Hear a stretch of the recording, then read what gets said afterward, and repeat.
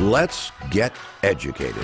That's why we're here, to bring you the stories impacting K-12 classrooms and college campuses. It's time for a little education. Parents, do you feel lost sometimes? Do you feel like, I don't know how to parent my children? Can someone please help me?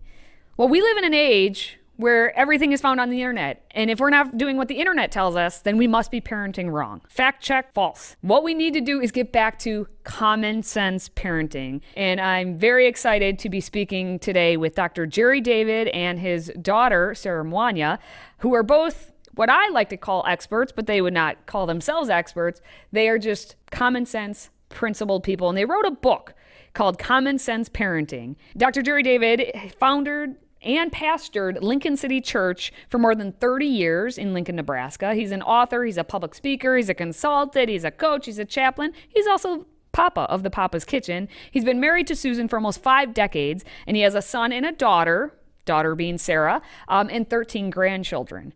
He has some experience behind him. His daughter, Sarah, you may have heard of her from her YouTube channel called Our Tribe of Many. Her husband, Solo, and her are pastors at now Lincoln City Church, again in Lincoln, Nebraska. They have 11 children who are ages 19 all the way down to 1.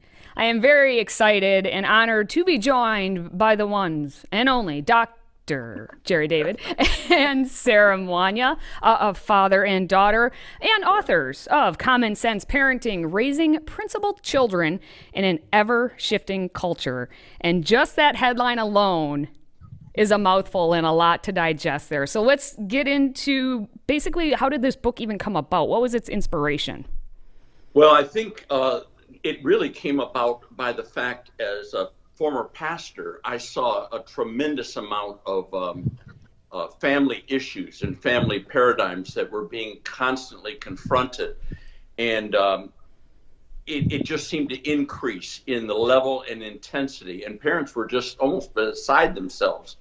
And so it always had been my desire to write a book, but I don't know if it was God or a brilliant idea on my own part or whatever, but I felt like, why not show not only some principles, but why don't we show by having 3 authors, and my mother actually contributed as well, but her, myself, and my daughter, showing an ongoing legacy or heritage, if you would, of values and principles that don't change because of culture, and then keep a family together and actually produce ongoing generations that keep those same things. So that's sort of the idea behind the book.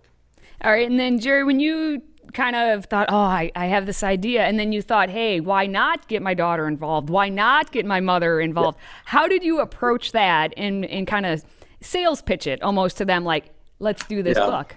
My mother, it was a little different sales pitch. She says, well, I can't do that. I'll help you, Mother. I'll be glad to help. She's 92. I'll help you. I'll get you going.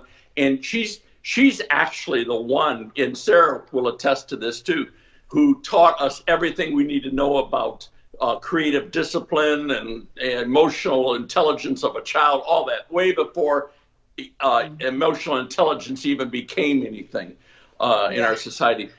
My daughter was a little different. My daughter said, absolutely not. I have no time for that. What, Sarah, how is it that you not have all this time in the world? I mean, what are you doing, really? I know. With your days. 11 kids. How do I what is that? So how did Dad? It wasn't even that. The time alone wasn't my biggest thing. I remember being like, I do not want to be an expert in parenting in any way, because I still have kids at home, that are going to make their own mistakes as they grow up. And I just do not need to be. And it took a lot of convincing for me. See, and interestingly, the way you say that is, okay, yes, you have 11 children and I only have 2 children. And but I think there's such a hunger out there for us moms to go back to common sense parenting. And that's what was so, when I watch your YouTube channel and I watch your father, and then when you guys talked about this, I said, thank you for common sense parenting, because that's the thing, is we want to be almost reassured of those of us who are fortunate enough to have parents and grandparents who instilled this in us, but to also I guess be reassured that this is still the way to do it. We don't have to go with everything on the internet and, the midnight searchings of things. Like, go back to what was already brought to us, not only by our parents and our grandparents, but what it says in the Bible. If we would just go back to where it all originated, how much better off would we be? Yes, absolutely. I mean, the book is really about raising your kids with values instilled in them. And even though I don't consider myself any kind of parenting expert, we share just like how we take these values and make them practical in raising our kids. And I think just like what you said, we all want just reassurance that when we hear this and that, and there's so many ideas that come to you, especially with the internet. Like, I kind of wish I had it when I was a young new parent. But also I'm so glad it was there, but people didn't use it like they did now, because it is confusing to get so many opinions about every single little thing when you're a parent. And really, it does come down to just like that common sense stuff, stuff that was passed down from your grandmother. I mean, I call her and I'll ask her questions still to this day. Like, okay, I have this situation. What would you do? And sometimes she has a great idea. Sometimes she has a good idea that sparks another idea that's better or whatever. But it's so good to go back, like, just to the roots of, what we know is right to do and not have to just be swayed by every little thing. Yeah. And I also find it comforting knowing, like, if I go to talk to my mom, and ask her something, it's like, well, I turned out okay. At least I would like to think so. So, that comfort in knowing, like, who you're getting that advice from, like you say. Now, I want to talk to Jerry about what he wrote, where you talk about how parenting is planting trees and carving pillars. And that immediately, like, that sticks to you. To explain for everyone what that really means. Yeah, that is very simply something actually I picked up from my mother. She used that as the basis, the biblical basis of her raising 4 children, 3 boys and a girl. And she additionally, years and years ago, at her local church, taught children foundation courses, like foundation principles out of the Bible. And the whole idea was to lay a foundation into kids that would propel them into adulthood and keep them through adulthood so they could raise their own children. So that verse is right out of Proverbs, and I mean, it just works perfectly. The idea being, get a vision for what you want to do or see in your children. That's the whole idea. It's not some kind of magic formula. It's just, it gives me an understanding of the vision I want for each one of my children. And even our book, we don't tell you how to do something. We actually just lay out what the principles are. Every family will execute principles differently. But the thing that we have found is if you have no values and you're not living by any foundation of values, that's a value within itself, and your kids are going to blow all over the chart, honestly, much less the kids. And Jerry, I'm going to pause you right there. I want you to say it again. Mom and dad out there listening, watching us right now. Yeah. Say it again. Yeah. How it is its own principle if you don't instill the values in whatever it is that you want for your family. Because I think you're hitting it, and this is why I love this book, the nail so precisely on the head, is that I think we are in such an age right now, and Sarah, you can attest to this, being, having the gamut of ages of children. It's just go, go, go, go, and you don't have time, not that you don't have time, we don't make the time to stop and think about, how do we want that next generation to look? Yeah. How do we want to really raise our kids? We get sucked into whatever the internet tells us to do, or we get sucked into how I'm supposed to be doing this and that, but you don't think, like, no, what's the lasting principles that you want? So say it again, Jerry. All right. Again, you have to have a basis to, let's say it like this. You have to have good dirt, good soil in order to raise a good plant. And if you don't have that, if you don't create that vision, if you would, and really pour into that, you're not going to raise anything, much less children.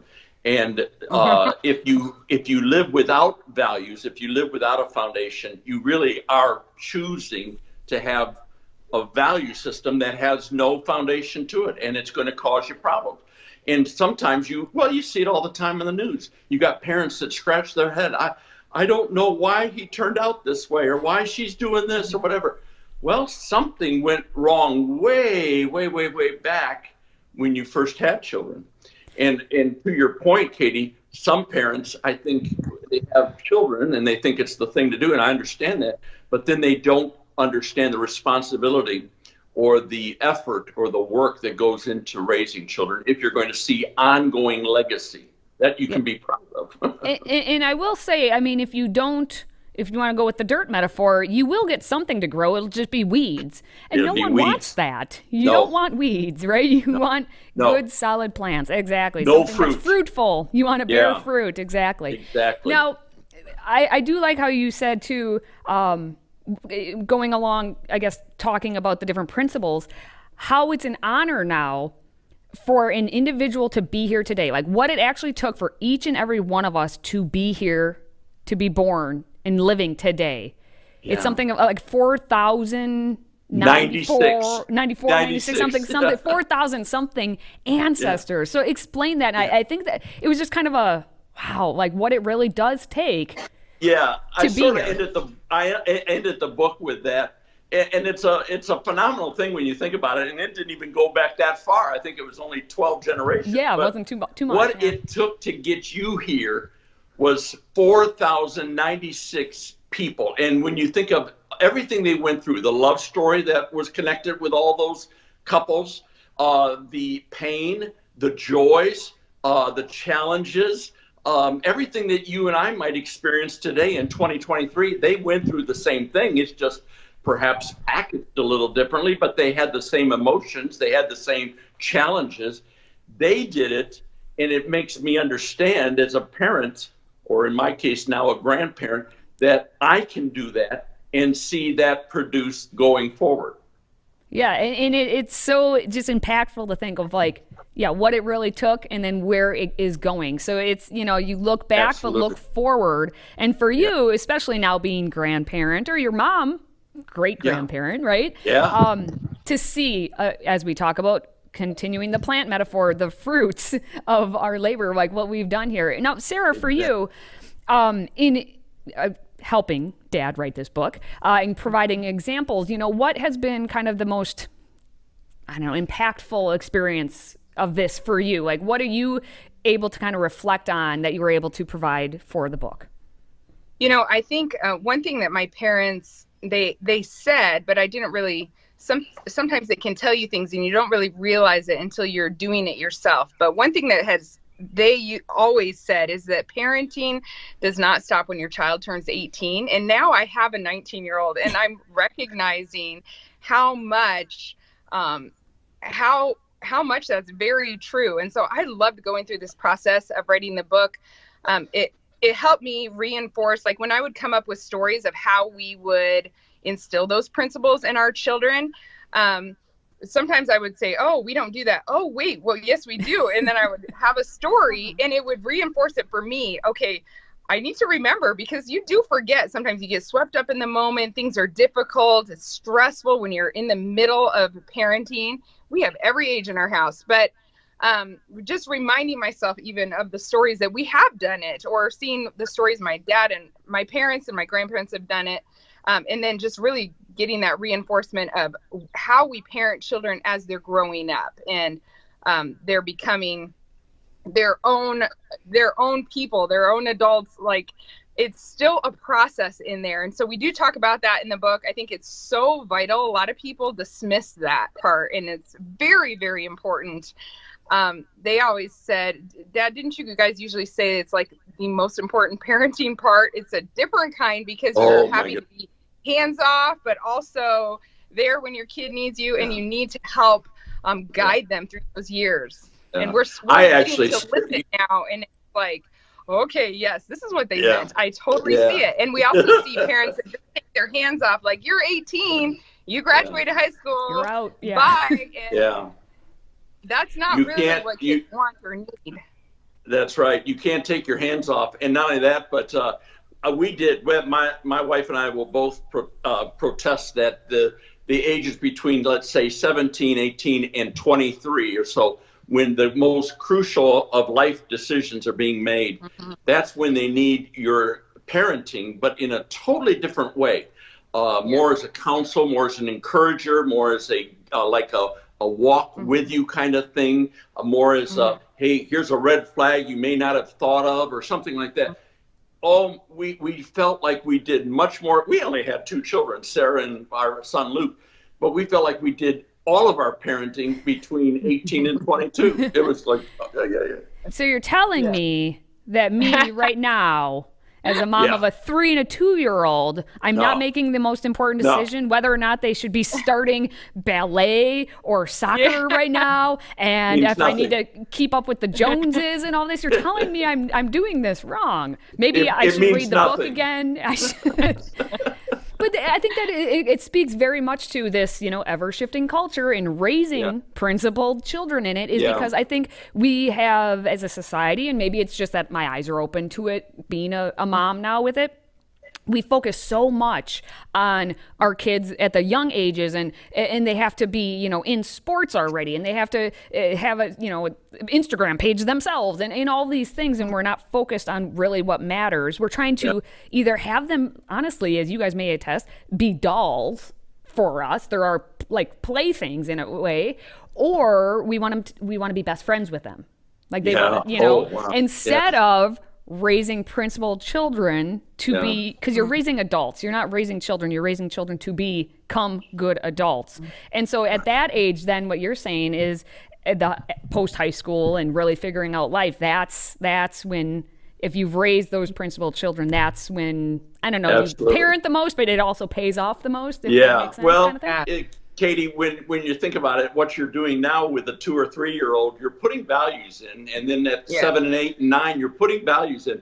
My mother used to say it to us 3 boys. She would say, "Look, I'm doing this right now." When we were, in elementary school and all that, I'm doing this right now because I don't want your future wife one day coming back and blaming me for how you behave. Your parenting when they're very young is so physical, is so demanding.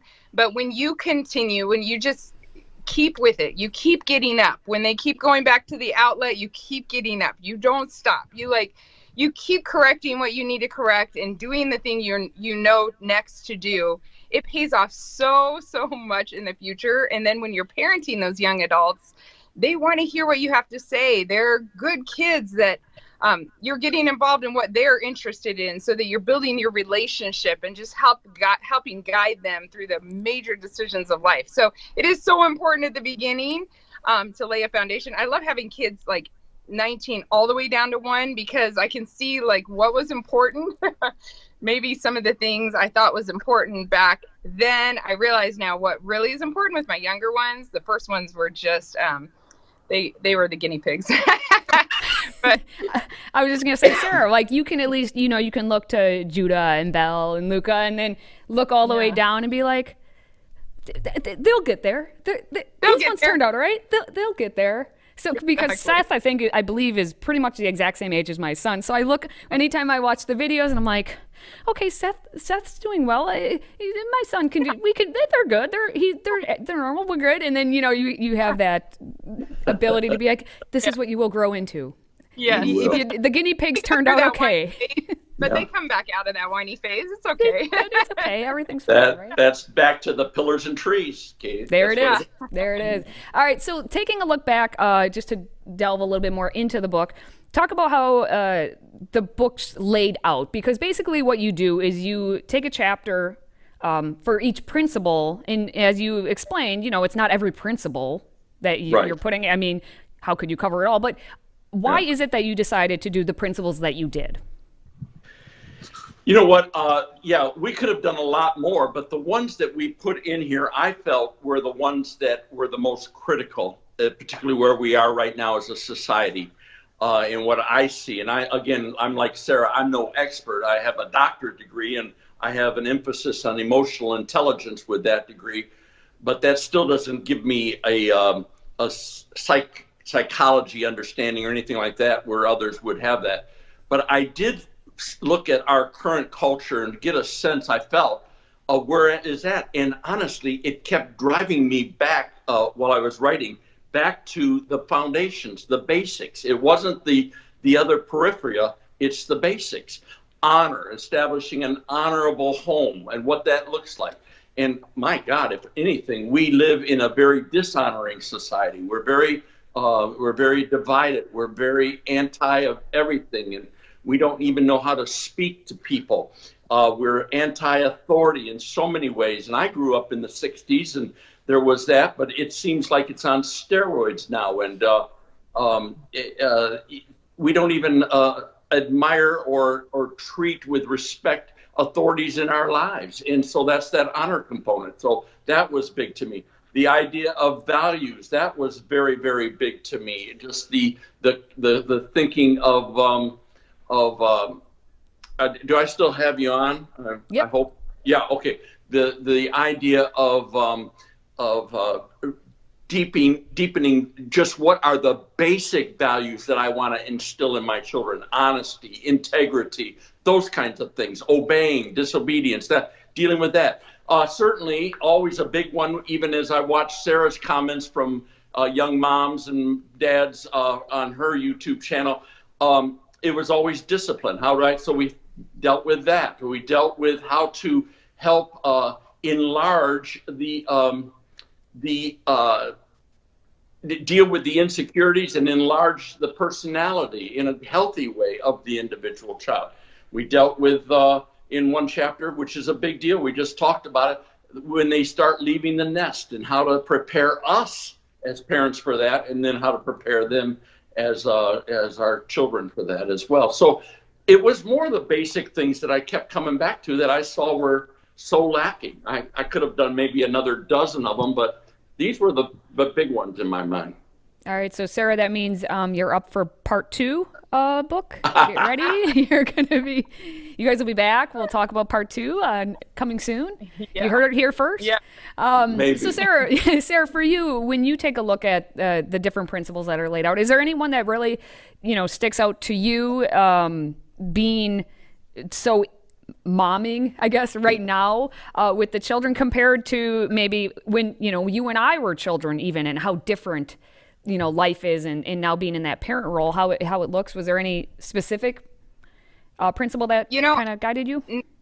Not necessarily one in particular. I feel like I'm in a unique spot right now because I feel like I have every age in my house. And so we do go through different ones that are important at different stages. And that's what I see the most, is like different kids need focus on different things at different times. And yeah, so I really do lean heavily on all of them at different times with different kids in different ages.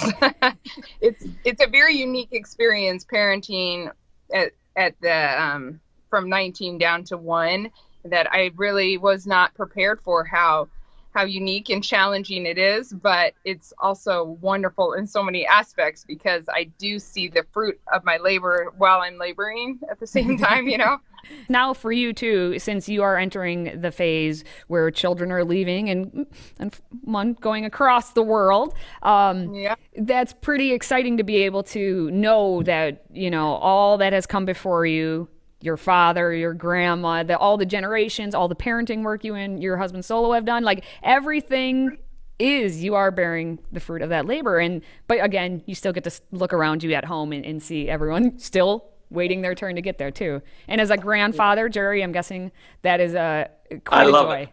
I love it. And even I was with my folks last night for dinner, and they even talk about the great grands, and it's just ongoing, and it's just fun to watch when they come into their own. That's awesome. Now, as a parent here who I feel, more confident in myself every day, you're getting through it, and I read the book, and, I talk to my own parents, and everything is good. But there are parents out there right now who feel completely overwhelmed, don't know what to do, don't know where to start. What's just a little bit of inspiration for them other than read Commonsense Parenting, obviously. But, what can you say to them who they're just saying, Yeah, that's a excellent point, and I'm so glad you brought it up. I'm always cautious. I don't ever want to come across, I know Sarah feels the same way, of coming across as experts and we got it all sort of in the bag and we figured it out and here's the neat little formula and all that. Honestly, I always have a heart for parents right now, no matter where they're at in their parenting journey. I always have a heart for them because there's some out there that I know feel totally lost. They maybe didn't have a good example in their own home growing up.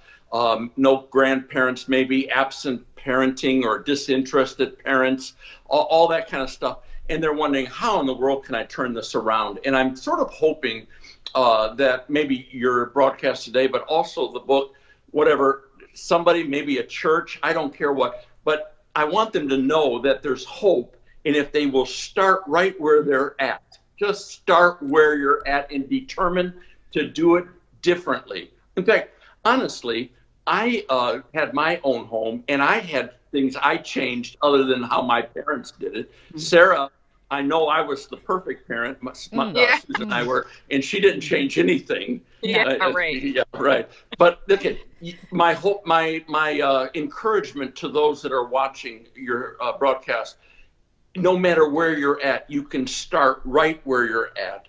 There's a lot of helps out there, but determine first off in yourself that I can make this happen. You might be a single parent, you might have two parents in the home, but they're going in different directions.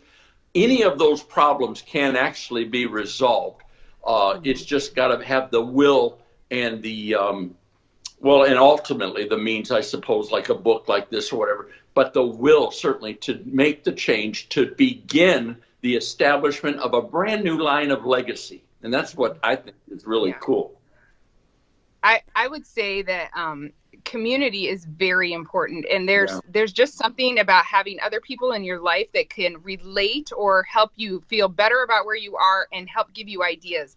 If I was talking to a mom in that scenario or a parent, I would say find someone that is like-minded. If you don't know somebody who's like-minded in how they're wanting to raise their kids, I would be praying for a friend that's like-minded. But when you can talk to somebody and just see like Solo and I joke, my husband and I joke that just when we stop worrying about one kid, there's another one right around the corner that you're worried about something else. And sometimes it's good to just have a friend that can say, hey, same boat, or here's what we did. You know, you need to have somebody you can talk to that's like-minded. Sometimes it's your spouse and you're on the same page. Sometimes you and your spouse are not on the same page, but I would say there is a lot of hope. I like what Dad said there. There's a lot of hope, and it just takes determination. So it's day after day. You're not always going to see fruit. You're not always going to see change, but when you're determined and you keep doing the right thing, the next right thing, when you don't know the next right thing, you have community. You pray about the right decision. I've had the Lord tell me, show my husband and I things we would never have come up with on our own minds, just by praying and asking the Lord, what should we do in this situation? And so if you're talking to people that have similar values, like-minded, and you're praying about it, you and your spouse are just determined, we're going to keep making change, you will see fruit. And sometimes you have to heal relationships that have not been right, or things you have done wrong in the past. You have to ask your children for forgiveness and, hey, we're going to go forward a different way. But if you're determined to make the changes, you will see fruit. You might not notice it every day, but over a long period of time, you will notice it and it will be worth it. So I would just say, be encouraged and find community and keep doing the right thing. Keep trying, because there is a lot of hope, and you may see it in the future when your children have their own children. I hope to be at that place one day where I see the fruit, but it will be worth it. So worth it. That's what I think about children. They are so worth it. They are so much work, but they are so worth it. You are raising generations. You talk about the generations that came before you, but think about how many generations could come after you. And it's the most worthy thing. That doesn't mean it's easy, but it means it's worth all the work that it is. So yeah.